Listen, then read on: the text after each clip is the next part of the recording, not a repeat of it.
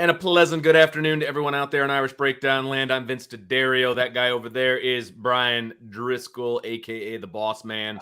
We are coming at you live here on Friday, July 5th. And July 5th, busy day. Yes. Brian, we got a lot going on today, don't we? Yeah, we got a chance to take a mini breath yesterday, although I worked nice. until about like 9 o'clock. I was doing stuff around the house, going through resumes, all type of stuff. Then about 9 o'clock or so, I think it was, it's like, all right, I'm going to take a deep breath. I'm going to relax. I'm going to watch The Patriot, my typical July 4th and, celebrating Independence Day. And so I got a chance to celebrate the birth of this great nation for at least a couple hours. And then it was back to work. And today, Vince, very, very busy day, as you said. We're going to obviously have this show. Today, we're going to break down the position battles that are going to rage in Notre Dame. And I feel like in the past, we talked a lot. I mean, position battles were like a major topic of conversation like every offseason. And I feel like this season, it hasn't been as much of that because I think a lot of the positional battles aren't necessarily at sexy positions. I've been using that word a lot lately. I'm not quite sure why, but they're not at the glamorous positions. How about that, right? It's not like quarterback, starting quarterback, and all that kind of stuff. And we are not going to waste your time and pretend that there's a quarterback battle for the number one spot. We are not going to insult your intelligence that way and pretend that that's the case, even though it hasn't been named the starter. We all know who the starter is going to be. So we're going to dive into that. And I think a lot of these battles, even though they're not at glamour positions, Vince, they're very important. So we're going to break that down. We're going to first talk offense, and we'll do defense. And then at 3 o'clock today, we're going to go live slightly after 3 o'clock. So at 3 p.m. Eastern, Jadon Blair is going to make his commitment to either Notre Dame, Penn State, Michigan, Florida State, or South Carolina. Once his decision is announced, we are going to go live within 5 minutes of that. And we'll break it down, what it means for Notre Dame. If they get him, here's what it means. If they don't get him, here's what it means. Going in, obviously, we feel very, very good about where things stand for Notre Dame. So we'll go live slightly after 3 o'clock. Once Jadon makes his announcement, we'll break it all down and have some fun with that. And then at 6 o'clock, Sean, tonight, Vince, you and Sean are going to get together for a Friday show. It won't be a typical rapid fire. You guys are going to do the we in, we out tonight. Yep. And break that down. And then it doesn't slow down for us tomorrow, Vince. I got to mow the lawn in the morning. I know. I was just thinking the same thing for myself. And then after we both mow our respective lawns, we're going to have a mailbag tomorrow at noon. So just so you guys know, you're not missing out on the mailbag this week. We just moved it back a day. So we'll do that tomorrow noon right here. We'll break it all down, Vince, with a mailbag. And I know it's your favorite day of the week, and I knew you're going to be bummed about having to mow on Saturday morning. So I was like, how can I make Vince's day better? I know I can put the mailbag up on Saturday, and that'll make him feel a lot better. Well, and it's perfect because I always need that extra bit of motivation just to get out there and get started. And if I know I've got to be showered and ready to go by noon, it's going to get my butt out there in a timely fashion to get after the lawn. I'm excited. Now, we had this heat wave, and the grass didn't grow at all. And now, all of a sudden, we're getting rain, and it's like a jungle. Like, it's amazing how quickly the grass has just turned on me.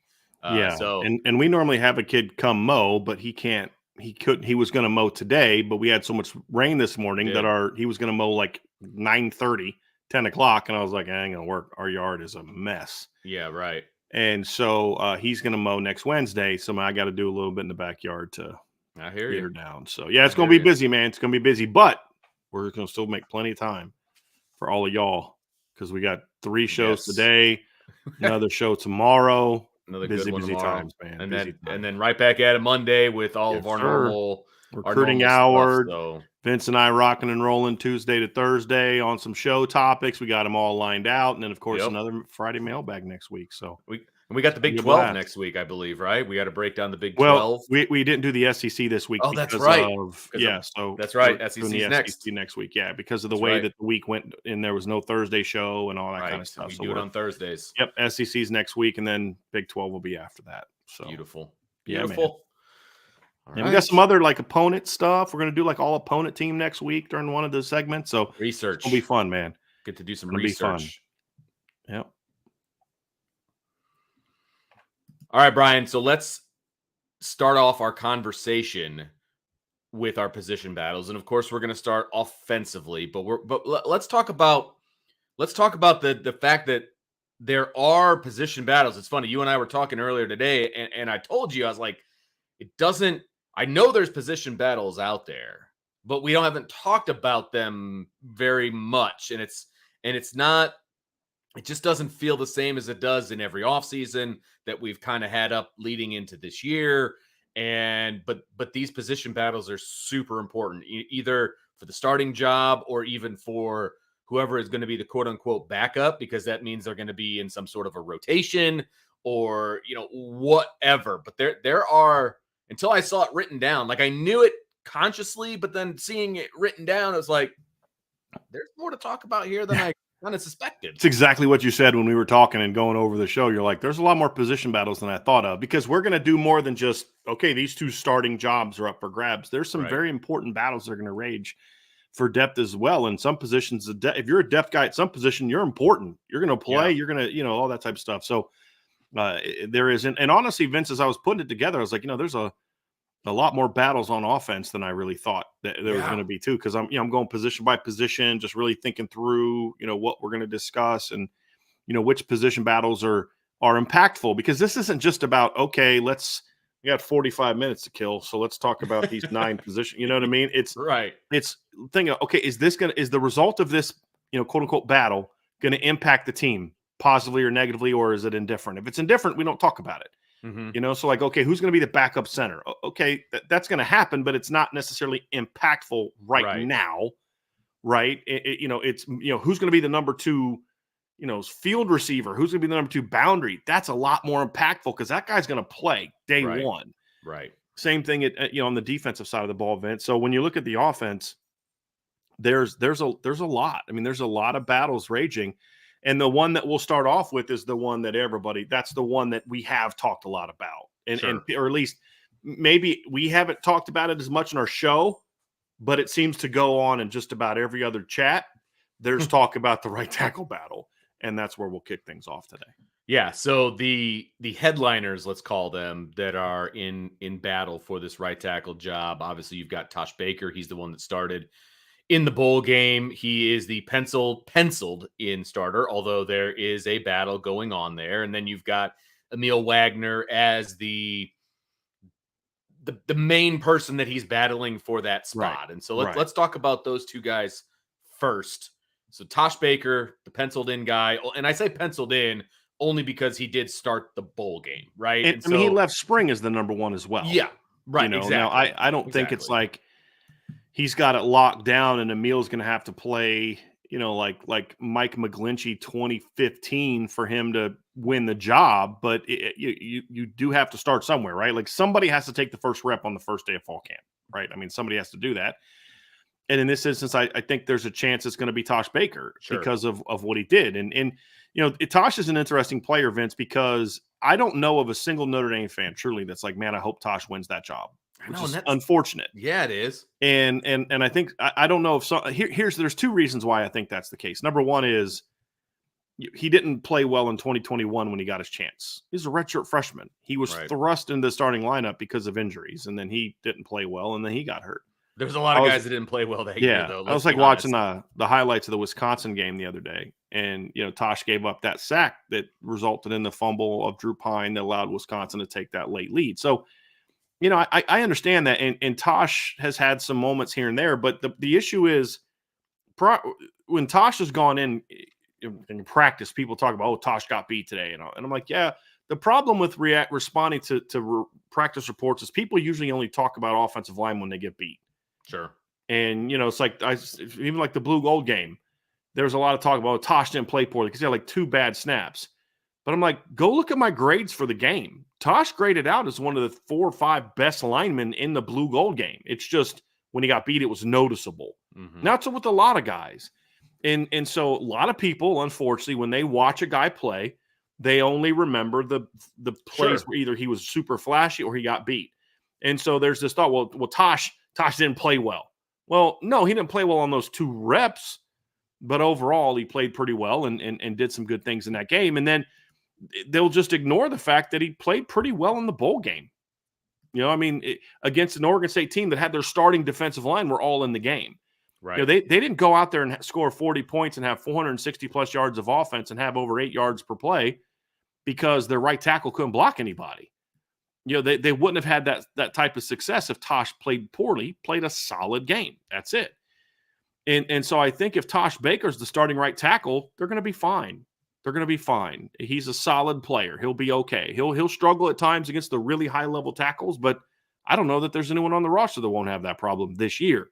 Sure. So Tosh's thing, Vince, for him. So let's focus on him and what he needs to do. He needs to be more consistent, though, right? That's the thing is like you can't be a fifth-year senior and have those 2 snaps where you just whiff on a guy, and that's the problem. When he gets beat badly. Sure. Well, that's how your quarterback gets knocked out of the game, right? Is that DN gets that flush hit on the quarterback that he doesn't see coming, and boom, he gets drilled, and now you're going down. Right? That's the thing where you've got to look at it and say, hey, man, you've got to be more consistent. You've got to do your job snap after snap after snap after snap. No, he's not going to be elite. He's not going to be sexy, but he's going to have to do his job snap after snap after snap and limit those bad reps. Well, and I think also part of it, and we've talked about this in the past, is that people have heard the name Tosh Baker for years, frankly. I mean, Tosh Baker's been on this roster. Tosh Baker's been on this roster for a long time. And people are always enamored with the new shiny toy, and they get annoyed with the fact that you keep bringing up, not you specifically, but you keep bringing up somebody that's been on the roster for a while, still hasn't broken through, hasn't had a ton of success when they've been on the field in the past. And I think a lot of people out there, a lot of fans have just looked past Tosh Baker as a kid who, well, he's just not going to amount to anything at Notre Dame. He's been here too long. He hasn't done anything, and it's time to figure out who the next guy is. I think there is some fatigue, some roster / name fatigue for some people too. I also think too that a lot of people, he was a highly ranked recruit and hasn't panned out and been that guy. And so it's just bust. And maybe he'll end up being that, I guess, as we can look at it. But I just think Tosh is a better player than people are giving him credit for. Having said that, I'm not coming out to tell y'all that he's going to be the second coming of, Ronnie Stanley 2013 or Mike McGlinchey 2013 or Mike McGlinchey in 2015 or what Alex Bars was in 2016 or what Robert Hainsey was 19 and 20 and throughout his career. It's like, look, he's a good player. He's a good player. He has a chance to be a good player, a good, solid, steady player. Here's what Notre Dame needs at that position, Vince, and this is what Tosh needs to prove. He's not going to give you the dominant reps that Blake Fisher gave you. He's not going to have a game like Blake had against Ohio State. But what Tosh needs to do is not have the bad misses that Blake had. Because you can live with that from Blake Fisher. You don't like it, but you can live with it because you're going to get the dominant moments as well. And that's what made Blake such an enigma, is sometimes he'd look like, dude, that guy looks like a day 1, maybe early day 2 draft pick. And other times, like, that dude may not get drafted. Right. For whole games. Tosh can't afford to do that because you can't get in here. And here's where I think there is a legitimate pushback against Tosh. All right. So I think Tosh has good length. I think he's developed solid strength, get in your way, hold up at the point of attack strength, not move people off the ball strength. When his technique is right and he sinks his hips and he's patient in his pass pro, gets out at a good angle, he can handle anything. He can handle speed and all that. Tosh's problem is he will come out of a set late. He will take a poor angle he'll go to like wide instead of back, which allows a speed guy to get right around him, which is a technical mistake that you can't make when you're in year 4 and year 5 of a program, right?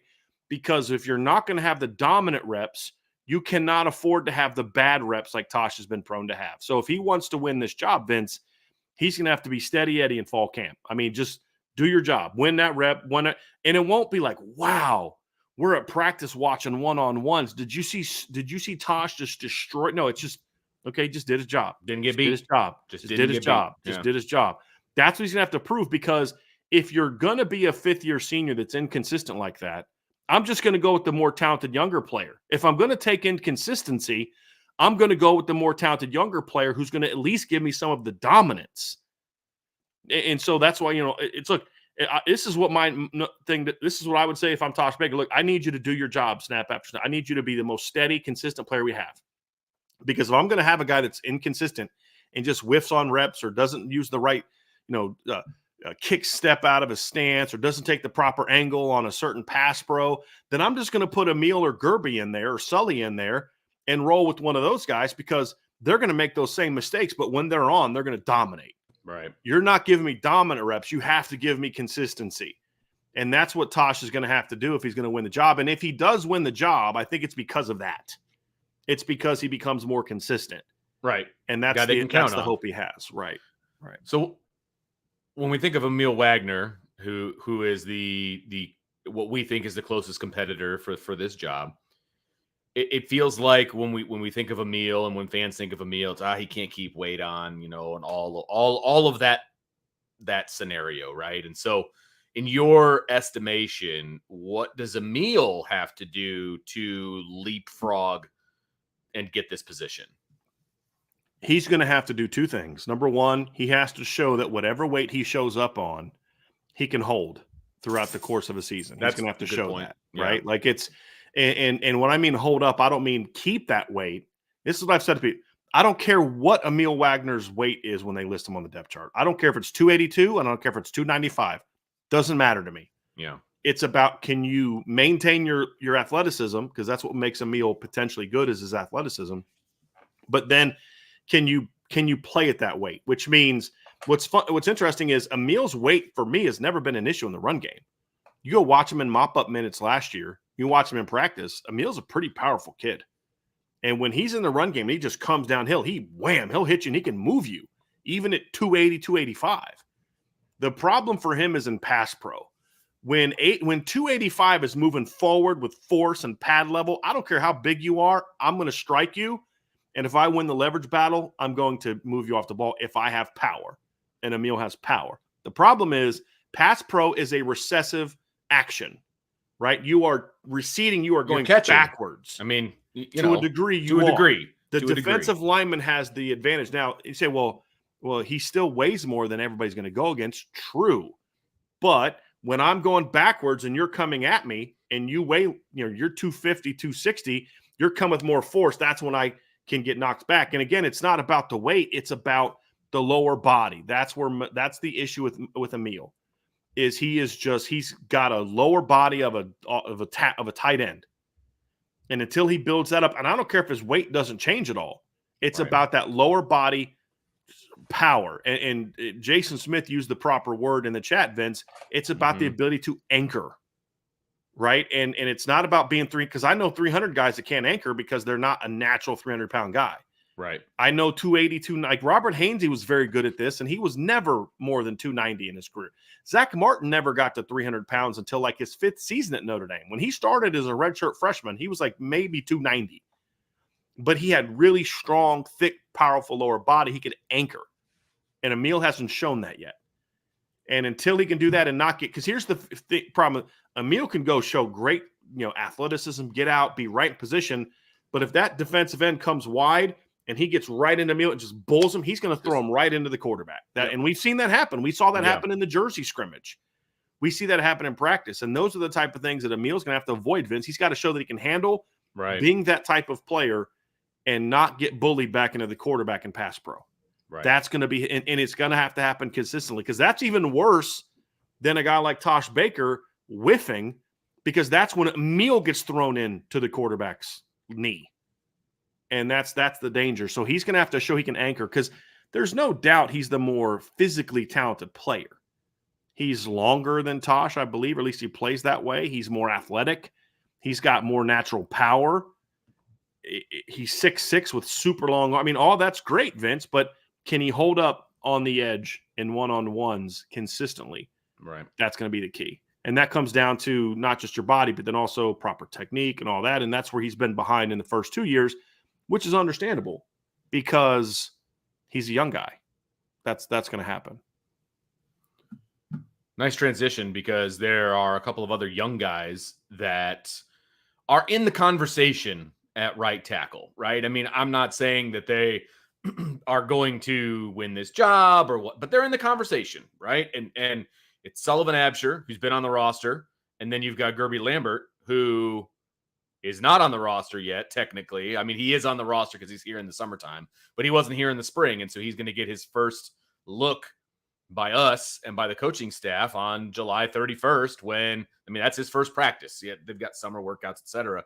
So you've got two young guys, and obviously Gerby Lambert comes in with a ton of hype, all of the accolades and everything. Everybody's really high on him. You know, can he, or Sullivan Absher for that matter, who's also a young cat, can they make some noise here at right tackle? I mean, is it going to have to be a situation where the two guys at the top falter enough to let in these two guys, or can these two guys be like, hey, I need to be considered for this spot? It's a little bit of both. Okay. In my opinion. I mean, it's going to be about those guys showing the ability to be dominant, right? And so Sullivan Absher we're actually going to talk about in a couple places. But at right tackle, I mean, he's the backup left tackle right now. Going into fall camp, Sullivan's the backup left tackle. Well, if your backup left tackle is better than your two right tackles, you're going to move your backup left tackle to right tackle more often than not, right? And so I would do. That's really what it comes down to. And Sullivan showed some flashes in fall in the spring, Vince. I mean, when he's on, he was pretty good. Now, what you also saw in the spring was this is a young kid who still is learning how to pass block from playing in the triple option his whole life. Yeah. And so that's that's something he's going to have to work on and say, hey, can he handle that? Can he be technically sound there? And this offseason is going to be important for him in that regard. But he's 6'7", he's 320 plus. He's a good athlete. He's got power. I mean, Sullivan has a lot of talent. It's just about can he learn the nuances of playing tackle to the point where he can play in space. Right. That's going to be the big key. But he's a very talented player. And then with Gerby Lambert, I mean, he's your most physically gifted right tackle. He's that way the moment he steps foot on campus. He was listed at 6'6", 290 when he signed with Notre Dame. He's now listed at 318 on the roster. And I've seen pictures of him from the summer. He is not bad. It is not bad weight. He's a 5-star kid. We had him as a 5-star. On 3 had him as a 5-star. Notre Dame loved him. Harry Heastand loved him. Joe Rudolph came in. He loved him and was able to get it done. You know, Coach Heastand put him in a good place. Joe Rudolph had to come in, get him back on track with Gerby, did that, landed him, beat Ohio State for him. Huge pickup. Ideally, you want Gerby to have a year. Sure. But you're in a position where he's too talented, and if there's enough question marks, you might as well go there. And this is what I was saying earlier, and nobody better exemplifies that than Gerby. If Emil and Tosh are not going to be giving me consistency, I'm going to put the young guy in who will have some same inconsistency, but is at least going to give me true dominance, because that's the tackle future combination that you're looking at. Yeah, I get that. And I feel the same way as a head coach, no matter what sport it is. I mean, if you've got a young guy who can flash big and has just all the physical talent in the world and may not be the most consistent, if you're not getting consistency from the guy that's ahead of him, then you play the younger guy. I mean, I'm all about playing the younger guy and getting that guy some reps, getting him some experience, because that's only going to pay dividends in the end. And so, yeah, of course, if the older guys aren't showing the consistency that you want, if they're not showing the consistency, you bring in that young guy and you're like, look, I know what your physical talent can do. I'll take the inconsistency because I'm not getting consistency from my older guy. And it's only, like I said, going to pay dividends, in the future, because now this young guy's getting all these quality reps. And there may be some times where you're like, man, you missed that one. You just completely whiffed. But at the same time, which you don't accept, by the way. You don't accept that inconsistency. You try to fix it and work it out. But it's like, correct, if I'm going to get inconsistency, I'm at least going to put in an inconsistent player that when he's on can dominate, and a guy that has more room for growth. I mean, that's why with Emil and Sullivan and Gerby, they're going to be held to a different standard than Tosh, and should be. 5th-year senior versus redshirt sophomore, redshirt freshman, true freshman. Now, the standard is the standard for ultimately what you want to get out of players. But when a 5th-year guy is inconsistent in his last year of eligibility, why am I taking reps away from these younger, more talented players when this guy's giving me inconsistency? Right. That's the thing, Vince, is like, if I'm going to get inconsistency, I'm at least going to get it from a guy that's going to dominate when he's on. And that's what you basically had for Blake Fisher last year. Now, you don't want that. Right. And you want to coach past that. I'm simply saying if the older players don't give you the consistency, then you'd be foolish not to go with the younger player. And there's talent there. More talented. I mean, there's a lot of talent there bringing up, or making up your depth chart. And speaking of talent at the depth chart, let's go on to the next position. Let's go to left guard here real quick.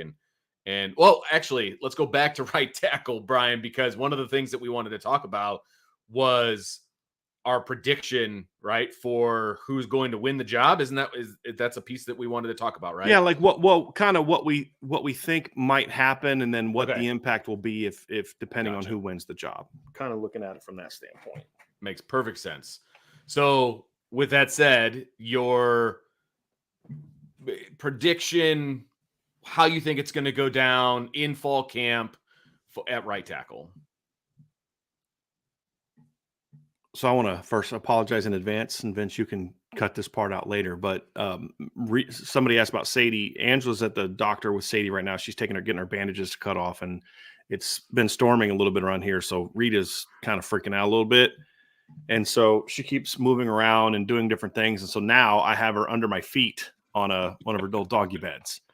So I do apologize, everybody. That's why I'm like looking down and distracted and going out is Rita's kind of having a little bit of a rough time right now. I recognize the jingle jangle of the yeah. So I apologize, everybody. But Angela will be home somewhat soon, and she'll get her then. But so apologies in advance. To your question, Vince. When you look at this, at how that why this position matters. Well, I think this is the position. This is one of the positions where who wins the job there's going to be a lot of variance to what to expect from the position. If Tosh wins the job, it makes me think that he has shown the necessary consistency needed, and none of the younger players have really grown in that regard. Right. So you're willing to accept the dominance for a guy that's going to do his job every rep. And honestly, that's offensive line is a position where I'll take that.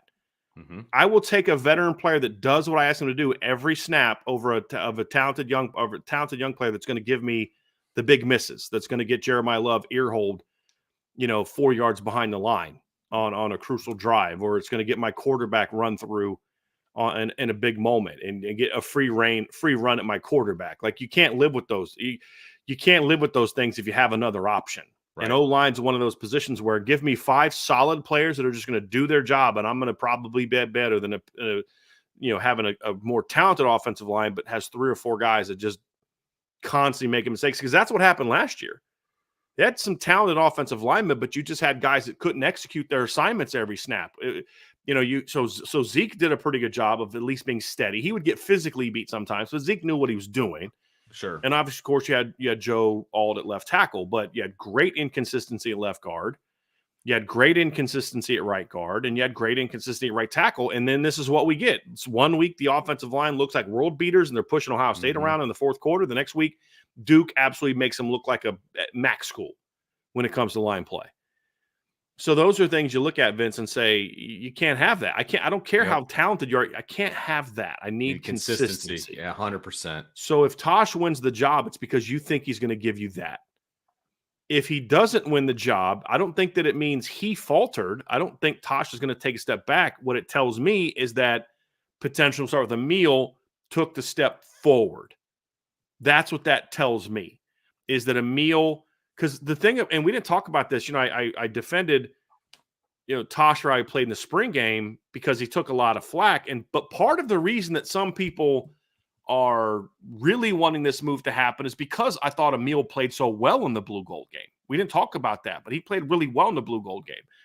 I wasn't as moved by that because I saw him struggle in the Jersey scrimmage the week before. And as I've always said, I'd care more about that than a blue gold game. But you can't ignore it for a young guy like Tosh, who's in his, second spring, I believe, at Notre Dame, rising redshirt sophomore. He played really well, and that kind of gave people, whenever a talented young player flashes, you're like, ooh, you're reminded of why you liked him as a recruit coming out. Sure. And so when I look at Emil, if he wins a starting job, what it means is Tosh didn't necessarily make the big jump that you need, but he's still going to not be worse than he was. What it most likely means is Emil took the jump. I don't think Emil starts because Tosh falls back. Okay. I think Emil starts because if Tosh, and I'll get to that in a second, but if Emil starts, what it most likely means is that he improved. He showed that he can hold the weight. He showed he can handle the job, and you're ready to roll with him. If one of the two young guys wins the job, it means that the two older guys faltered. It means they didn't play well, and they're just saying, hey, let's go to the more talented younger player. Because if we're going to get this from the veterans, then we might as well put the young guy in that's got more ability. And that could be Sullivan or Gerby. And more time to work with them as you move forward, too. Right. Yeah. Right. Now, here's an interesting scenario that I would like to ponder. And if I was Notre Dame, I'd at least think about. If Emil shows you enough to say, I think he's better than Tosh, do you give thought to potentially playing him at right tackle and then using some sort of rotation like you did in 2017, not with Tosh Baker, but with Gerby Lambert or Sullivan Absher? That's something that I would want to consider, because now his 280, his weight, you're talking about a 16-game season for a kid that's underweight. Does that take some of that wear and tear off of him and give teams something to think about at right tackle? I would strongly consider that. If Emil wins that job. And I don't know that I would do it every other series like they did in 2017. I might go like every third. And then that's how I would practice it during the week as well. Is every third series, you're going to put Gerby in there in that type of situation. That's something that I would consider because of Emil's unique makeup and the fact that he'd be a new starter that's never really played a meaningful snap in his life. Do you think about something like that? I would consider that. I would.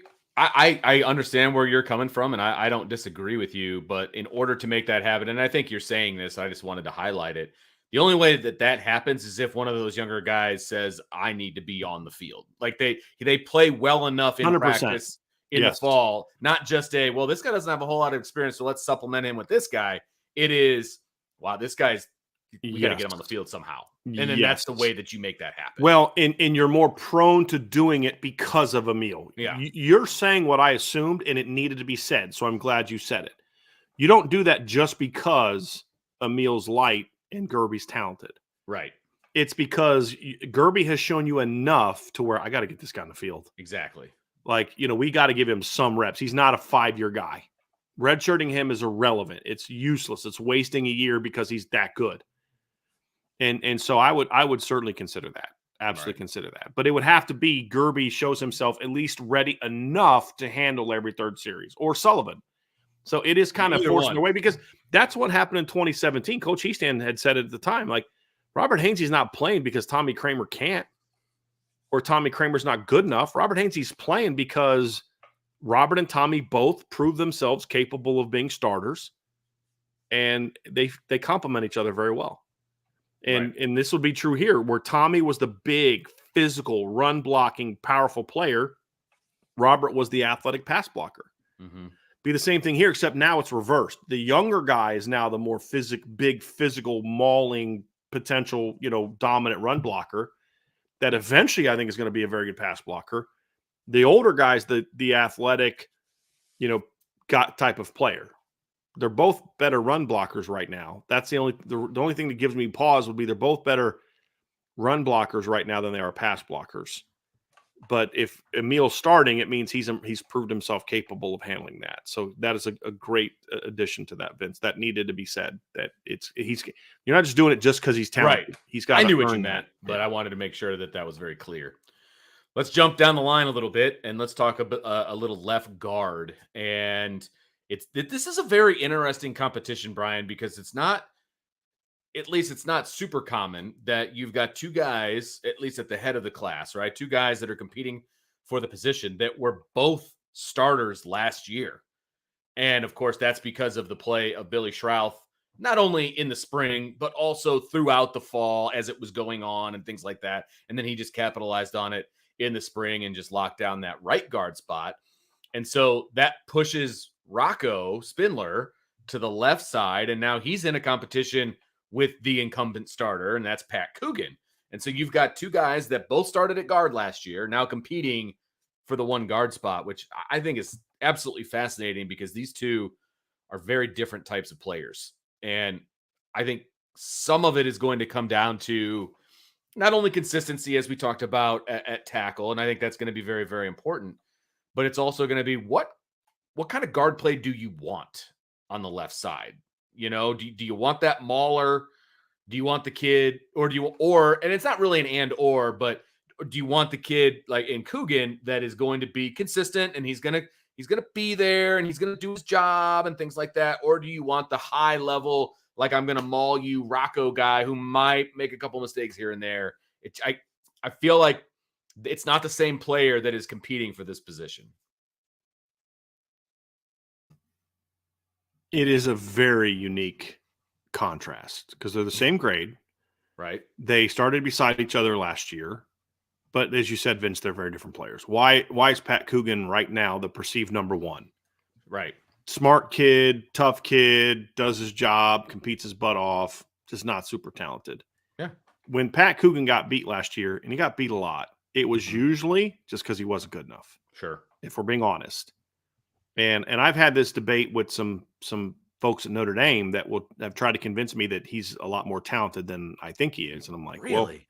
Well, okay, that would have been true if I was only basing this off of recruiting. Like, okay, maybe it got better, but I'm like, but when I watch film of Notre Dame last year, I just don't see it. I don't. I see a smart kid, a try-hard kid, a kid that's going to battle, the kind of kid you want in a foxhole. You know what I mean? Like his kid's he's going to answer the bell and he's going to compete his butt off. And I know I'm going to get his best effort every week. I know very valuable to a coaching staff, 100%. By the way. Like that 100%. Is like coaches who don't want to go too far out on a limb and just want to make sure a guy's going to do his job like that.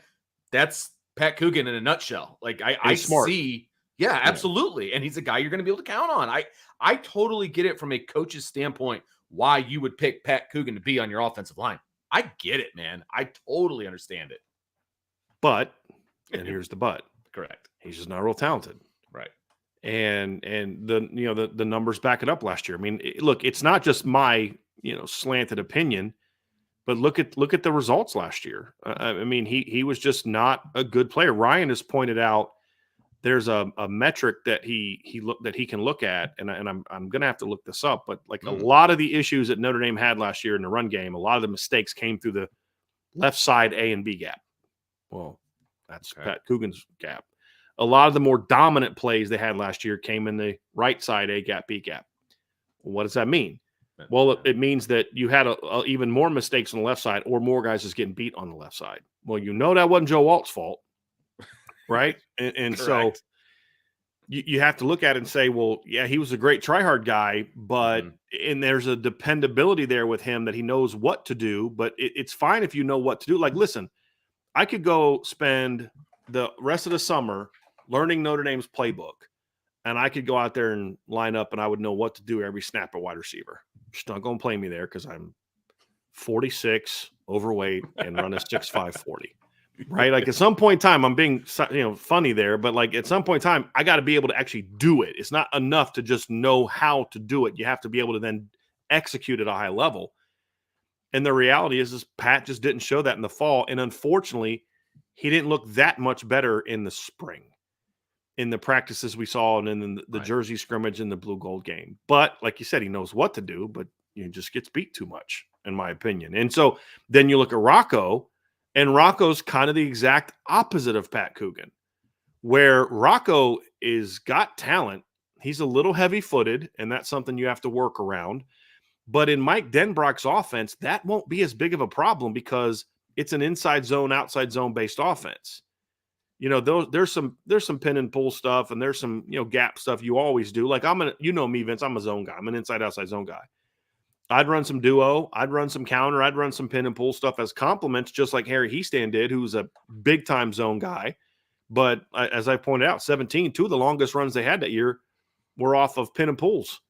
We're off buck sweep and G scheme and stuff like that as compliments to what you're doing.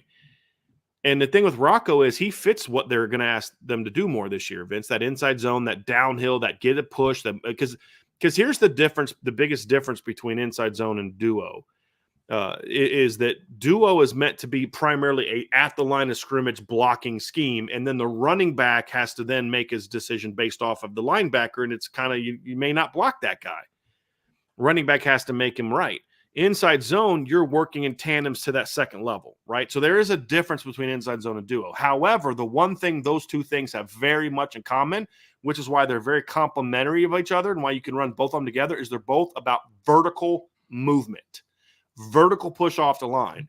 Pat Coogan is not going to get you a vertical push off the line. Rocco can absolutely get you a vertical push off the line. Right. Here's the problem with Rocco, though. He will also have those misses that get you beat and get your quarterback drilled.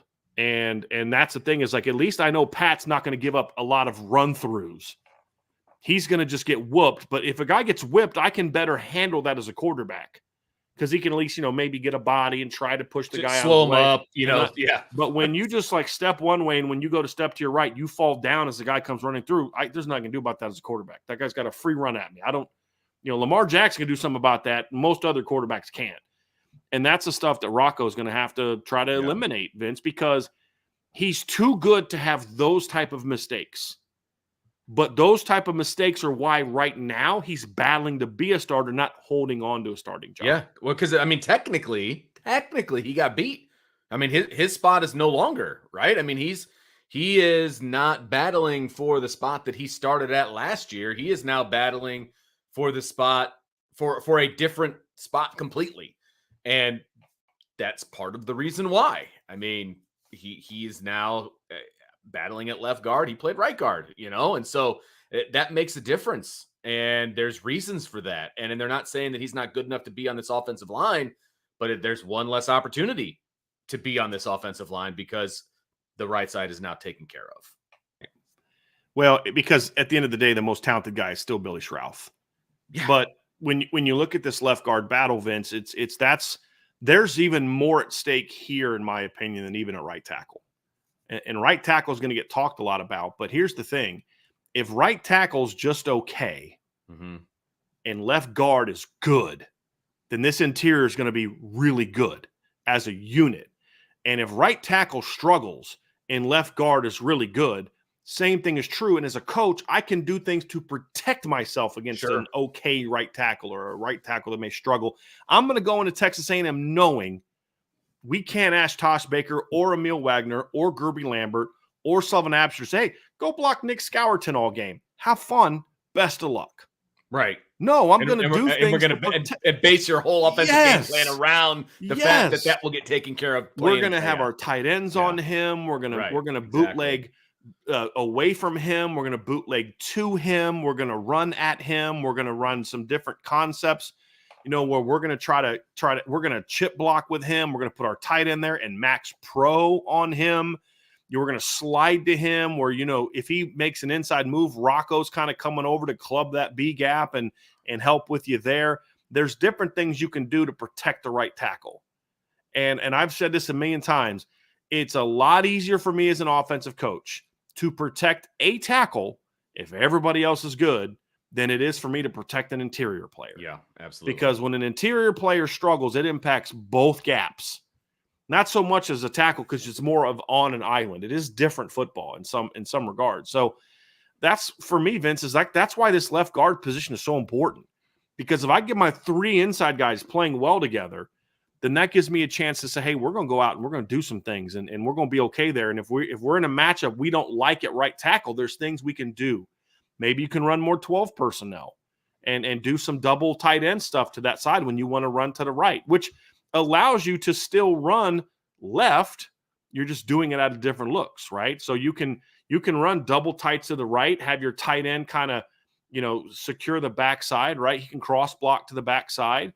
And you're still running inside zone coming back to the left. There's things you can do to maybe down block on that DN, get that really good double team and still bring another tight end around, to kind of help with some duo type stuff. Remember, Notre Dame did a really good job of that in 2022 against Clemson, where they would get that hard double team with the tight end, and then they'd bring either the second tight end or Jaden Thomas around as the outside puller on that duo stuff. So if there was a bounce, you had a lead blocker out there. There's things they can do to protect the right tackle if they get into a matchup like that. If my left guard is getting whooped, I'm in trouble. I mean, and the best evidence of that is 2016. Notre Dame's 2016 offensive line was actually pretty good at 4 spots. People forget Quentin Nelson and Mike McGlinchey both earned like second and third team All-Americans that year. They're both pretty good. Sam Mustipher was pretty good that year. And Alex Bars was really good at right tackle, in my opinion. The problem is right guard was a mess, an absolute mess. And it would ruin everything because it would impact Sam. It would impact Alex. It was a major problem.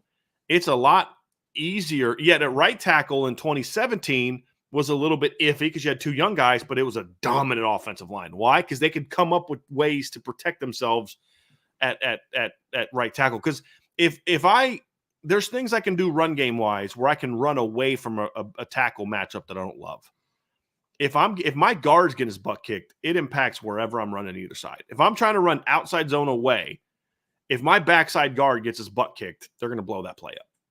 They're going to blow the play up. There's nothing I can do. So that's why it's so important that this position be a strength for Notre Dame. Yeah. And the reality is, I don't know that Pat Coogan can be that. Now, I have said in the past, and I will reiterate again today, I'm fully confident the left guard will be better this year than it was last year. I don't see Pat Coogan regressing. Right. He'll be better than he was stagnating. He'll at least be slightly better than he was. Yeah. Even if he's the same athlete he was last year, he's got a year of absolutely 600-700 snaps under his belt. And that's going to make him better. But they need to be a lot better. And that's why this is a big offseason for Rocco. Because, we talked to, let's just transition to it now, Vince, because this is why it matters. They need Rocco to win this job, in my opinion. If he doesn't, they can still have a good offensive line. But if he wins this job, he's going to have to be more consistent than he was last year because they're not going to take Pat Coogan out if Rocco's still making those type of mistakes, right? It's just not going to happen. And he's going to have to, continue with his agility a little bit. But if Rocco wins the job, not given to him, wins the job, that means you have a chance to have a really good offensive line. Yep. Because Rocco has the potential to be an impact blocker in this system. And I don't know that I'd be saying it this way if it was still Joe Rudolph and Jared Parker combination, because Joe Rudolph likes to run a lot of pin and pull. That's what he did at Wisconsin. That's his bread and butter. Mike Denbrock is more of an inside zone, outside zone guy. You're going to have a complement of that this year, where last year they would just run the pin and pull stuff nonstop, second half of the year, and it just didn't make any sense to me because I'm like, you don't have linemen that can do that. Well, now in this system, if Rocco takes over, the system alone, to me, is going to limit some of the mistakes and losses that he had last year because they're just not going to have him on the move a lot. I don't know why you'd want to be in an offense, run an offense where you've got Rocco Spindler as one of your starting guards, and you're trying to have him move left and right. That is a 330-pound kid that's strong, right, with a dominant wrestling background. You want to be going that way. Mike Denbrock's offense goes that way in the run game. And so then those pin and pulls become more effective because you're thinking, I'm taking this, and next thing you know, you're getting ear-holed by your right tackle, and Rocco's doing a quick pull outside to kick out an end, right? Because you're doing some kind of cross block. You're doing some kind of pull, right? And so that's why I think Rocco can be really good in this offense. And if Rocco wins the job, and you've got him and Ashton Craig and Billy Shrouth inside, and you've got Charles Jagus on his left, I now feel really good about my ability to be really good in the run game from my right guard over. Now, right tackle, we'll see. But again, I can still have a great run game with an okay right tackle. Agreed. If the other four are really good. And I'm more confident that there's a chance for left guard to be really good this year than I am right tackle. Sure. If Rocco can do the work this offseason, continue enhancing his footwork, and when I say footwork, it's more of an agility standpoint. And if Rocco Spindler can give me every week what he showed me in the Jersey scrimmage and especially in the blue gold game, I'm going to say, okay, this offensive line is going to be really flipping good because he was excellent in that game, in the blue gold game. And he was pretty good in the Jersey scrimmage as well, from what I could tell. So that's to me, that's why it's imperative that he wins the job. And this isn't that I'm rooting against Pat Coogan. I'm just giving my opinion. If they want to have a dominant offensive line, they need Rocco to win that job, because he's just, with all due respect, and there's a lot I like about Pat Coogan. I mean, you love guys like that being your interior swing guy. Sure. And that's what I hope Pat is this year. He can play center, he can play left guard, he can play right guard. He's your next man in, and he's got 13 career starts under his belt and a lot of snaps, right? I mean, that'd be a great guy to have. But as a starter, it's not as ideal. Sure. And I look at some of the postseason matchups of what Notre Dame would be going up against if they want to make a title run, and there's some really concerning matchups that I have when it comes to Pat Coogan and matching up against some of those guys. And so that's why it's imperative that Rocco wins that job and stays healthy, because if Rocco can play the way he's capable of, the inside zone is going to be a monster for Notre Dame, in my opinion, because we already know why is he over on the left side, because their most talented guy finally stepped up and showed himself ready to take over that right side. And that's where you can be dominant, because we already talked about how good this run game was in the last 3 games of last year, Vince. Mm-hmm. I mean, I've pointed it out, and for those who maybe missed that, I'll give it to you again. But last year, Pat Coogan, Ashton Craig, and Billy Schrouf started 3 games together. They started against Wake Forest. They started against Stanford. They started against Oregon State. Now, none of those teams are necessarily great, but 251.3 rushing yards per game is pretty good. Yeah. No doubt. Let's transition to some skill guys on the offensive side of the ball. Bryan, let's head to the outside. Let's go boundary wide receiver. And this is pretty wide open, to be perfectly honest with you, as far as who the possibilities could be, because you've got guys that have been on the roster in Jaden Thomas, Deion Colsey. You've got guys that are new to the roster, and Bo Collins, even Micah Gilbert, as far as being an early enrollee freshman. And so there's a lot of guys to talk about here, and it's not. And again, now we're transitioning to positions where it's not just the starter that we're talking about, and the backup is just going to be the backup. Now we're talking about, okay, who's going to be the starter, and then who is going to come in right after that, because there is going to be a wide receiver rotation here. It's not going to be the backup is just on the sideline sending in plays, with the hand signals. It's going to be a guy who also plays, and maybe a couple of guys that also play at that position. So this is where it gets a little bit more, I don't know if cloudy is the right word, but whether it, certain packages and certain things, you could have multiple starters at outside receiver. But where do you see this particular position kind of breaking down, so to speak? Well, Vince, it depends on who wins the job. I mean, like, to your point, it depends on who wins the job, because there's 4 guys really in this battle, right? There's Jaden Thomas, Deion Colsey of the returners, and then Bo Collins, the transfer from Clemson, and then Micah Gilbert. Now, thing about Bo Collins and Jaden Thomas is they can play multiple positions. Bo can play Z. Bo has played some in the slot in his career at Clemson. He's not as good in the slot. He's more of an outside receiver. I think boundary is his best spot, but he could, Bo could be that swing guy that is, if he's your 4th best receiver, he's going to play for you in other places. Or does Bo step up and either one of Deion or Micah steps up, which then allows you to move Jaden Thomas around and be sort of that swing guy. And we've seen him move around in the past. I mean, he's a nightmare. His best games have come in the slot. Yeah, correct. Absolutely. Correct. Yeah. So, and I just have always felt Jaden's a guy that's better when you can move him around, when you don't know, because Jaden's a talented player, but he's not talented enough to where he can just go out there against like a Will Johnson in the postseason and just say, I'm going to beat this guy. He's not that. He's a guy that it's just, he's smart, he's savvy, he's strong, he knows how to get open, he's got good hands. You want him being able to kind of like, where's Jaden going to line up on this play? And that's a more of an ideal thing. But you can't do that if the other boundaries don't step up. That's the problem they had last year. If Jaden wasn't playing boundary, who else is going to play? Especially once Bo went down or the Deion went down in the 3rd game of the year. So if you can get in a situation where I've got multiple guys that are in a situation where if they step up and play well, that gives me options with with one of the other guys in this battle to then do some different things with him. That's the unique dynamic at this position. And so I would love to be able to move Jaden Thomas around. But if I don't feel good about my depth at the X, then I can't do that. Sure. I'd love to be able to move Bo Collins around, but if I'm not comfortable with the rest of my depth chart at X, I can't do that. The other issue that you have, Vince, is the unique aspect of all three of the veterans in this battle have had injury problems. Yeah, that's true. Bo has had injury problems, Deion's had injury problems, and Jaden Thomas has had injury problems. That's also a concern. And so I'm fascinated by this position because I want to see who's going to win it. Mm-hmm. Is it going to be Jaden Thomas? Is it going to be Bo Collins? Is it going to be Deion Colsey? Or is it going to be the guy that finished the spring as the number one, which is Micah Gilbert? Yeah. You know, who outplayed because of injury and because of Bo Collins not being Thomas on campus. Got hurt. Deion Colsey wasn't playing well, apparently. It would seem anyway early on. Maybe he was banged up. But Micah Gilbert was their best X, and he goes out in the spring game and catches 2 touchdowns. Yeah. You know, one was against a walk-on, the other was against Micah Bell, but he still went out and caught 2 touchdowns and played very well.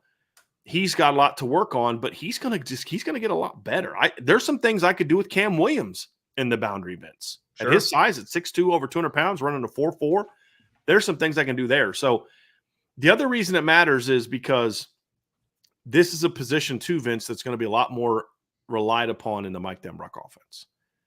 So if you go back and look at Jared Parker's offense last year, and even to a degree in Tommy Rees's offense in 2022, although I would argue that was more out of lack of confidence in the position because in 2020 and 2021, the boundary was the go-to receiver for Notre Dame.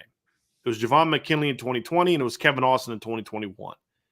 In 2022, Tommy Rees shifted gears to more tight end, slot, Z emphasis at the position. I think that had a lot to do with them just not having a comfort level with what was in the boundary. Sure. But Jared Parker's offense seemed to be built around the middle of the field and then over the top. There was not a lot of just let's go win in the boundary. Now, maybe part of that was because of the injuries. Jaden Thomas got banged up early. Deion Colsey got banged up early. It could be that. But it just wasn't relied upon a lot the last 2 years. Mike Denbrock's offense relies on it a lot.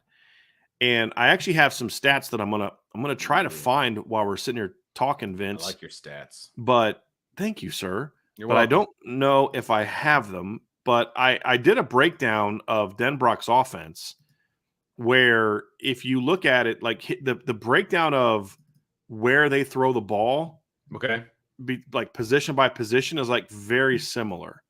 It's like how it was spread around is very, very similar by the different spots, meaning they're not just thrown to the Z, they're not just thrown to the X, they're not just thrown to the Y dominantly the way that Notre Dame's offense has been that way at times. I mean, last year Notre Dame's offense was slot tight end driven. I mean, just that's where most of the touches went to. That's not the case in Mike Denbrock's offense, and when it's really running the best, it's an offense that the boundary is a very important part. And we talked about it a little bit last week. Like if I got a boundary that can go win one-on-one reps, that allows me to do a lot offensively. If I don't, it limits what I can do because a team with a Will Johnson, Benjamin Morrison type, Travis Hunter type, Denzel Burke type can just say, we're going to lock on your boundary guy, completely take him out of the game. And then now we can double team and do some other stuff over here against Jaden Greathouse and Chris Mitchell and your tight ends and things like that. And now if I have a guy that's given them problems in the boundary and you've got to have either your will linebacker or your backside safety, they're going to be in situations where now they have to help out there. Now I've got more room to work with and some more favorable matchups of the field. You have to have that. And a boundary receiver is a great third down weapon. We focused a lot lately on the slot, and it is very important there. But if I have a third down, if I have a boundary receiver that on stops, comebacks, outs, digs is just a menace on third down, it makes my offense very hard to stop. And you saw that a lot in Mike Denbrock's offense last year. You saw a lot of those guys that were, a lot of times where they'd get in these third downs and they would go out there and, boy, I tell you what, man, it's just like, man, that boundary guy's just killing them on third down, and they had a lot of success with it. So you're going to need that at Notre Dame, to be honest with you, Vince. You're going to need those type of plays because if you're not winning a lot on third down in the boundary, you're going to have a problem. You're going to have some problems. And again, it limits you to what you can do on third down then as well, because if you can't count on one position, now you're counting on other positions more so, and defenses know that too. There right? you go. That's the key. Yeah, 100%. Yep. The defenses know that as well. That's a big part of it, Vince. A big part of it. I'm actually going to try to look up the numbers here. So last year I have 90 pass plays where LSU threw the ball on third down. And I'm going to go look at it here real quick. So let's see. Those were runs, actually 90 third down plays. So let's go to the pass plays because I have it broken down by run pass. And because you've seen these rundowns, they're pretty fun. So let me get rid of all the run plays. And now let's just look at the pass plays. The X receiver was, I'll take out sacks. These are fun. I need to get back into doing more of these breakdowns. I've got all the stuff already done. I just got to get it in there. So the F, which is sort of their slot position, was targeted 10 times on third down. The Z was targeted 6 times on third down, which is the field. Mm-hmm. The X, 2, 3, 4, 5, 6, 7, 8, 9, 10, 11, 12, 13, 14, 15, 16, 17, 18 times. And so 1, 2, 3, 4, 5, 6, 7, 8, 9, 10, 11 catches on third down. So the X caught more third down passes last year than any of the other 2 receiver positions had targets. Right. Well, you want to know partly why LSU's offense was good? It's because they could target the X. Now, here's the unique thing about that. So I chart who the target is by player, but then I also target what position, because LSU moved their receivers around so much that if I just said Malik Neighbors, it doesn't tell you where he lined up. Right. So I would write down what position the guy was, not just a player. So I can look down and see what Malik Neighbors' targets were and then what they were by position. And so that's a part that you look at too, Vince, and you say that adds a little something to what you're trying to do there. But it's still the boundary. The boundary position was the one where they really like that on third down. And if Notre Dame's going to be the offense that we hope that they can be this year, then they're going to have to get more from that position. It's a very important battle. So who wins it, right, is going to have an impact. Who proves themselves to be a legitimate good number 2 or even a 1A, 1B, which would be great. And is there a third guy that really steps up that allows you to add one of those other 2 guys somewhere else? Because there's a chance that all 4 play well, and you got to figure some stuff out in other places, right? And that's sort of an ideal situation. That would be definitely be ideal. And whoever wins it is going to tell us a lot, Vince, about, okay, how do they use it? Because they're very different players. Yeah, absolutely. Jaden Thomas is going to get used differently than Bo Collins, who's going to, and that's Deion Colsey is going to get used differently than Jaden Thomas or Micah Gilbert. They're just a little different players. So whoever wins that job is going to kind of impact how they really build that boundary receiver position schematically. So one of the things we're going to kind of transition here a little bit offensively. We kind of talked about battles for starting positions. Let's talk about some battles for some depth guys. And the reason we're talking about this, and I don't think this gets a lot of play, a lot of between fans and maybe some other, I don't know about outlets, but at least fans, we need to talk about some of these depth pieces because they're incredibly important with how much, in today's college football you sub. I mean, it's different in high school, a lot of places. It's different 20 years ago, even in college. But there's a lot of subbing that goes on, especially offensively, whether it's packages. Now, let me preface it with this. I think they did too much subbing at Notre Dame offensively. It seems like there was new guys on the field every single play. So I think, it can be you can be too much, but we do want to talk about a couple of these positions because there will be times where the backups or the depth pieces at these positions will play a significant role at Notre Dame in 2024. So there's a couple different positions that we want to talk about. One of the big ones is backup quarterback. Sure. Who is going to be the second quarterback? And again, how is that going to affect 2024? Right. How is that going to affect the future? And I think both pieces of that come into play when they're selecting or whoever earns that second quarterback spot, Brian. Yeah, like we think a lot about the future.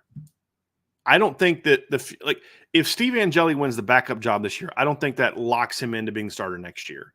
Agreed. If one of the other two guys wins the backup job, I think they get in a much better position to win it next year. So that's just kind of where they're at. Because the staff could say, look, backup wise, we're going to go with Steve. He knows the offense more, blah, blah, blah, blah, blah. I personally wouldn't go that route, but you know how quarterbacks is one of those positions where coaches love experience. And okay, yes, I get all that. But at some point in time, you're going to have to get some experience for those two young guys if you want them to battle for the starting job next year. But that's a different story for a different day. It matters because you have a quarterback coming off of an injury. It matters because who's going to be that guy to take over then. It matters because depending on who wins it is going to tell you how confident you are that that younger player can not only make that run this year, but then also next year. And if neither one of those guys are given the opportunity or don't seize the opportunity that they are given and win that job, I'll be honest, it is going to be a little concerning for me about that guy now all of a sudden ascending past Steve in the spring.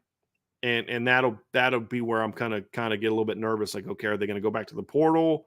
Are they just going to go with the veteran and just take the lower ceiling? I don't know what the answer is going to be, but that's why it's imperative that CJ Carr and Kenny Minchey come out and really raise their level of play. And we won't spend a whole lot of time on that specifically here. We'll have more shows about that coming up. But one of those two guys really stepping up and seizing hold of that position is going to be very important. And then on the flip side is if they play well and Steve still is the backup because he earned it, then we have to start saying, well, maybe Steve's a little better than we think he is. That's the other part of it as well. I haven't seen that yet. And even in the blue gold game and the jersey scrimmage, you could just see CJ processes differently than the other two. And Kenny processes better than Steve, in my opinion. And so I think it's important. Who's going to, like, if it's a short-term step in, it's going to be Steve, most likely. If it's long-term, do they then start making some different decisions? And then if that's the case, who is it? Is it CJ or is it Kenny? You know, a lot of people are just kind of like, oh, it's going to be CJ. And it may very well be, Vince, everybody knows you and I's opinion on CJ Carr. But Kenny Minchey's not the kind of kid that you should just dismiss and write off. Like, well, he's the guy. Right. You know, he's a very talented player. And we started to see the light go on a little bit for him late in the spring. What kind of offseason does he have? At the end of the day, though, it's kind of like the left guard and right tackle battle. You really hope that the more talented younger players really emerge and make this one interesting. Mm-hmm. Because if there's no battle for the backup quarterback job, I'm concerned because either A, the two young guys didn't improve, or B, they're not willing to give those two young guys a chance. And now I'm just going to be like, what are we in the Brian Kelly era again? We're just going with the veteran quarterback no matter what. That'll be frustrating. Very frustrating, in my opinion. And I hope we don't get there. Do you think any part of this competition and the choice for the number two, right, and the number two reps in practice, right? Do you think who gets those number two reps in practice for the future, for the present, for whatever, plays into the decision as to who the number two guy is going to be? Because, you know, you can't give four guys reps in practice during the season. Like, that's obviously not going to happen. I don't know if they're going to send the fourth guy to the scout team because you've got, you know, the Rizek kid. You know, you've got some options to play down there for the scout. But like, I think you'd still want one of them at times to go down there. So kind of like, you know, Kenny was up with the varsity last year for a lot of the season, but going into the USC game, they sent him down there to give him a look for Caleb Williams, something like that, which makes sense. Yeah, but to your point, you'll have him. You're playing an option team. You have Rizek and Tyler Buckner. So, but yeah, I mean, you can't get four guys reps. You have to put somebody down. Yeah. If you're going to, because it's not good for them to just sit there and get no reps as the fourth. You're literally better off getting reps as a scout team guy than you are. Because you're at least getting mental rep. I mean, you're getting reps. You're getting physical reps. You're competing against the starting defense. Yeah. And so it'll be interesting how they handle that, to be honest with you. And I don't know how they're going to handle that. But it just, the whole positioning part of it is really is going to be the important thing. Yeah. And as you said, how quickly they decide to break that up is going to tell us a lot about who they think the future of the position is. True. And that's why it's a very, very important time. And I'll have some articles coming up on this tomorrow, but I'm going to have an article, my player profile for Kenny and then my player profile for CJ, because this is a huge offseason for Kenny Minchey. Huge season for Kenny Minchey at Notre Dame. because he's trying to chase Steve, but he's also got CJ breathing down his neck. How does he respond to that? That's going to be very important. Very important. Because if CJ breathing down his neck gets us the best version of Kenny, this battle's going to be a whole lot more interesting than I think people think. I think people are just like anointing CJ Carr as the next in line, and I understand it. We kind of are too. Totally get it. But Kenny is talented enough to where if he really has that big jump this offseason, he could make this very interesting and win that job, win it. Yeah. So it's going to be fascinating. Another position that a lot of people aren't really talking about is in the backfield, right? Because we know who 1A, 1B are going to be, but who's going to be that third running back? You've got a couple of options, right? You've got Kedron Young, you got Aeneas Williams, who kind of steps up into that third running back spot, because again, there's only so many handoffs, so many carries to go around, especially when you have a mobile quarterback. And if you fall into that fourth spot, I think carries are going to be, very few and far between. Yes. And so that third spot's pretty important, because I think that third spot will still get carries in a game. Oh, no doubt. You'll still get a series. You're going to get at least 50 carries this season if you're the number 3 guy, and maybe 5 to 8 catches. And so who is it? It's Kedron Young and Aeneas Williams, freshman, then Devin Ford, right? Those are the 3 guys that are really in position here. And it's going to be interesting to see which freshman can kind of emerge into that role this year. And then now the other thing too is your number 3 guy is going to play. Your number 3 guy, depending on what, and then you could have a number 3 back. Like, let's say Kedron Young wins or Aeneas Williams wins the number 3 running back role, but Kedron wins the third down job, right? Like, how does that play? So there's a chance they both still have a role. Sure. But the number 3 guy, to your point, is the one that's going to get more legitimate carries. Mm-hmm. And then how does that then position them in the future? And then also, of course, if one of the 2 1A, 1B guys goes down, who's that guy that's going to step into the lineup and take over that mantle as that number 2 feel back? Comfortable being that guy. Right. Yeah. The good news is, Vince, and we don't need to spend a lot of time on it. I honestly don't care who it is, because this is such a loaded position. So it's at least a battle we wanted to mention and what's at stake for it. But it's one that you're excited about, because you can lose a Jabron Payne, who's your number 3 and who's talented. And you're like, yeah, but he's not even the most talented guy that was in the position after the top 2. Yeah. Kedron and Aeneas are both more physically gifted than Jabron. Jabron's just older and smart and savvy and talented in his own right. These other 2 kids have big time potential, especially Kedron Young. And I'm very curious to see, because that was one of the biggest disappointments of the spring, was not going to see more Kedron Young. Right. Because he looked really good those first couple practices, Vince. You're like, this is a 230-pound dude with feet. Yes. Like some quickness. Because they were doing a lot of, just throwing out of the back, because they weren't in pads, right? And so they were doing a lot of catches out of the backfield. They were doing a lot of toss sweep, just like stuff that just get guys in space and just working on some footwork and something. It's like, okay, yeah, he fits the bill as far as, good footwork and acceleration and speed and, all of those things that you look for in a running back. And then he was kind of shut down for a while. So I agree with you. I think the future is obviously very bright at running back, and I don't care who wins it either. And we've heard multitude of times there's 8 starting spots, in the backfield or whatever. And if both of those guys can get one of those spots, then that's playing time. I mean, and kind of that's what you want from those young guys. You want an opportunity to get those guys on the field and get them some carries or catches or whatever their role happens to be. But there's going to be a clear third back, whoever that happens to be. Although I do think both of them are going to get time in meaningful situations too, depending on the game and all of those different things. So, but still fun to keep an eye on for sure.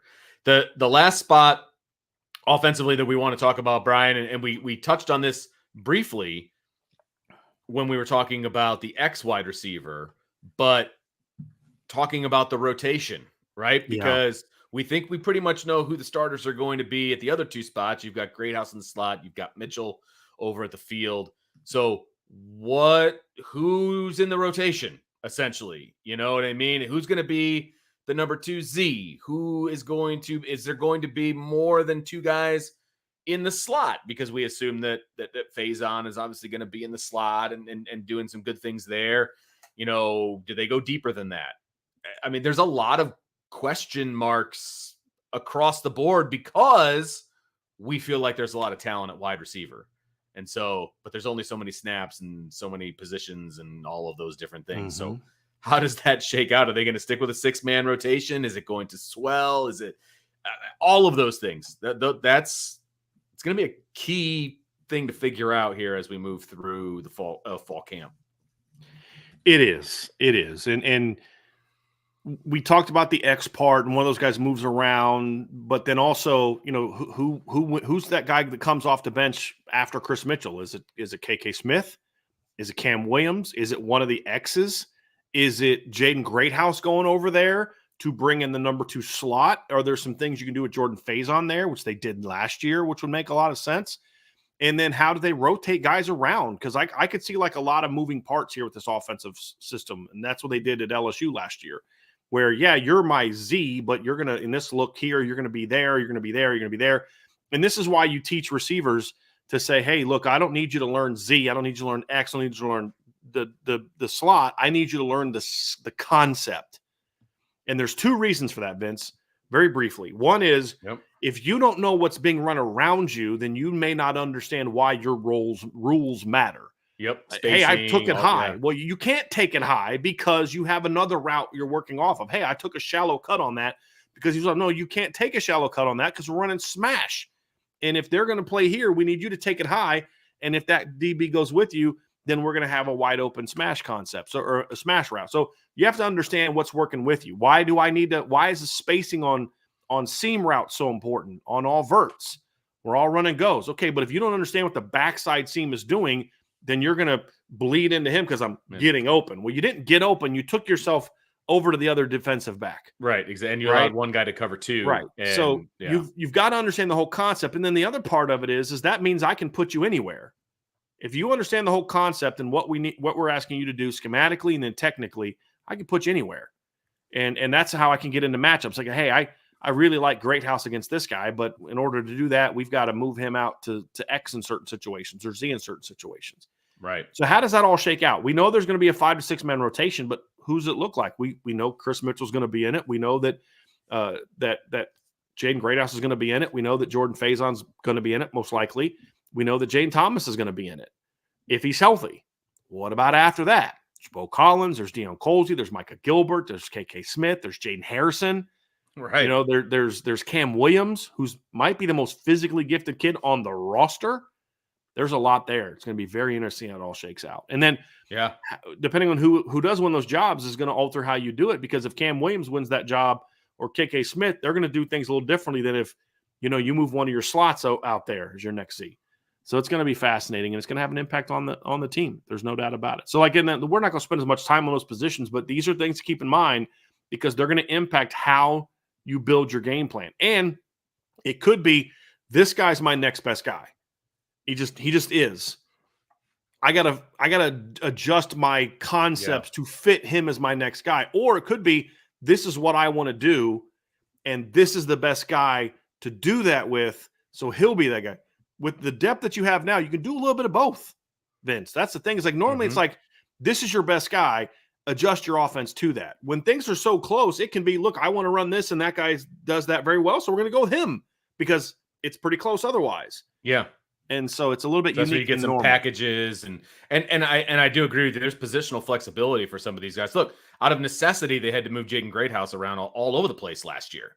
And while maybe that wasn't the best thing for the situation and it wasn't great the way it ended up last year, still gave him a lot of experience moving around and learning different positions, and that can pay dividends moving into this year and beyond. And so while I wasn't a huge fan of it last year, they didn't really have much of a choice because of the way injuries and all of those things happen. So you've got, and you mentioned Jaden Thomas. He's had his most success in the slot, and you can go big and you can have big guys on the outside, Jaden Thomas on the, there's so many different things that you can do. I don't know that they're just going to be absolutely hamstrung by 6 guys in the rotation. You know what I mean? I do think there's going to be some package looks and some different looks that they're going to be able to put together, because these guys aren't ear-holed to one position. But I think that's what makes it fun, and that's what makes it exciting, and that's what, as an offensive coordinator, and you know this, as an offensive coordinator, when you look at what you're able to do, you take your scheme and what you like to do, and then you look at your personnel and you're like, okay, how does this fit? How does this mesh? Who gives me the best chance to make this play work or this concept work?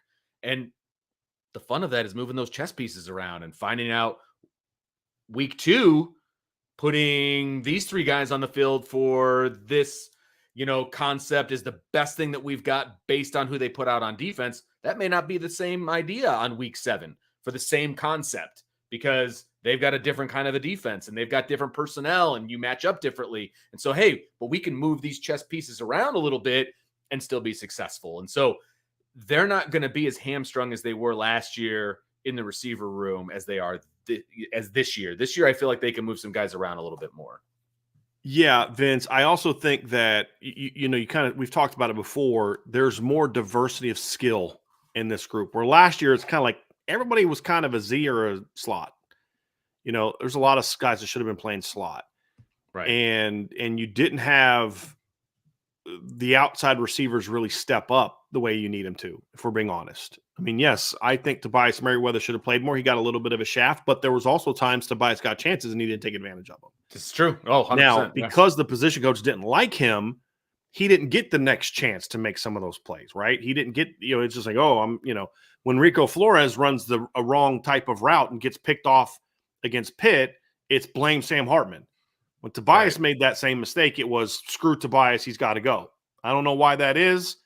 From the fan base and the position coach, it is what it is. Time to move on. But the reality is, when Tobias didn't pan out, their receiving core, and then Jaden Thomas got hurt, or excuse me, Deion Colsey got hurt. They were literally left without a true outside receiver. Yeah, Jaden Thomas is not a true outside receiver, and so this year you don't have that. Chris Mitchell's an outside receiver, right? Cam Williams is an outside receiver. I think KK Smith can play inside and out, but he can definitely thrive outside. He can also do some things in slot. Bo Collins is an outside receiver. Deion Colsey is an outside receiver. Micah Gilbert is an outside receiver. They have way more outside receiver options that they don't have to put a bunch of slots on the field. That alone should give Mike Denbrock some options that maybe Jared Parker didn't feel he had. Yeah.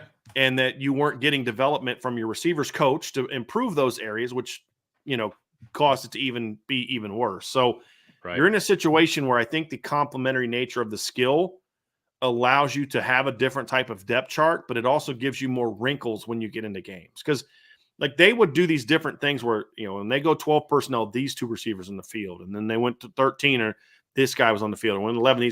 But it's like at the end of the day, they're all kind of the same guy outside of Chris Tyree and Tobias Merriweather. They're all kind of the same guy. So it doesn't really matter who you put in a different package. You're still going to run the same routes. Right.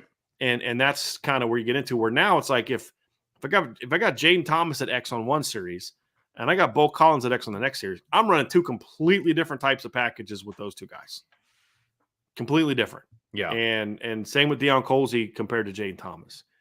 If I've got Chris Mitchell at Z and Cam Williams at Z, I'm going to do things a little bit differently than if I'm putting Jaden Thomas over at Z or Bo Collins over at Z, right? If I've got Jaden Greathouse in the slot, I'm doing things a little differently than when I put Jordan Faison in the slot or Jaden Harrison in the slot.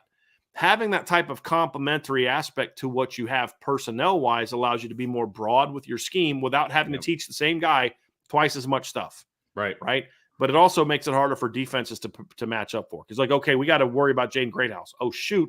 For 15 snaps a game, they're going to put 20 snaps a game. They're going to put Jordan Faison there, who presents a completely different type of matchup. And they'll put those 2 guys in the field together and do things with them like we saw last year, where one of the best plays at the end of the season was a play where they had Jaden Greathouse, I think, in the slot, and they had Jordan Faison as that boundary.